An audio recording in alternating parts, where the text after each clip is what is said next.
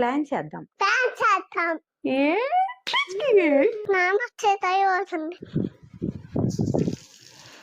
బుజ్జి ఏం చేస్తున్నారు వీళ్ళు? పిలిచినా పలకట్లేదు. వచ్చి ఎంతసేపు అవుతుంది, పలకవేంటి?